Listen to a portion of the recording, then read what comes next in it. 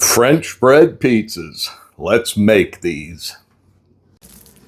All right, so the first thing is cut some bread. This was from yesterday, and it's still pretty fresh, pretty good.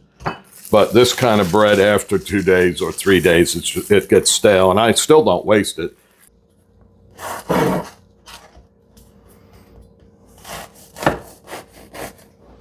When you do these, don't cut them all the way through. That way it doesn't rock back and forth when you have them in the pan. All right, super easy. Some sauce.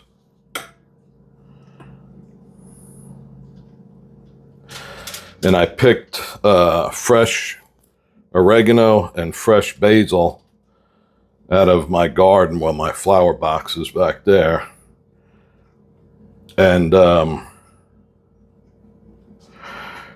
really, the only time I like oregano in a sauce is if it's on a sandwich like this, or meatball parmesan, chicken cutlet parmesan, anything like that. But if it's going with pasta, I don't like oregano, whether it's fresh or dry, in the sauce, because it reminds me of pizza sauce. And I like pizza sauce, but not on pasta. All right, so that's that. Some garlic powder. Some crushed red pepper. Some of the fresh oregano. And you could put anything you want, just like a pizza. Just whatever you like.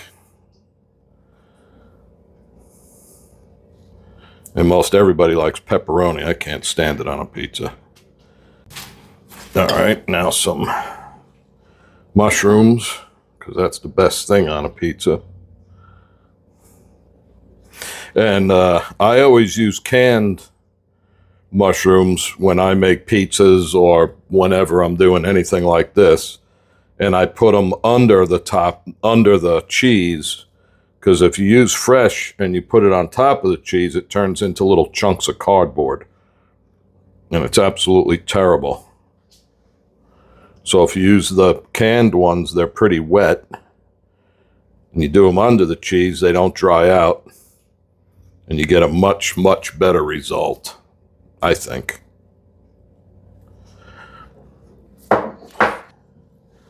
Some fresh basil. Now some cheese, mozzarella cheese. I'm going to do this in my toaster oven. It's a convection toaster oven. And I'll do it for maybe 10 minutes. And then I'll switch it over and put it on broil to make sure the cheese melts good without drying the bread out too bad. All right, and some Parmesan. And lastly, just a little bit of olive oil.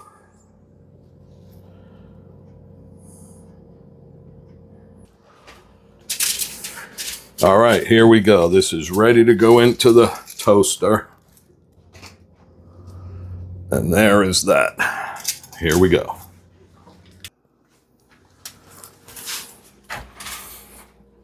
All right, let me get this one off of here and onto another cutting board, so that way I can get the other one cooking, and then I'll taste this one because it's way, way hot. All right, the other one's in the oven. This one cooled down enough. Let's give it a shot.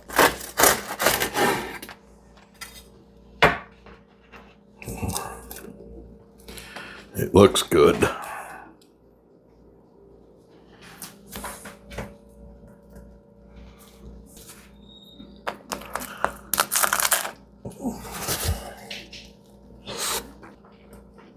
It's excellent.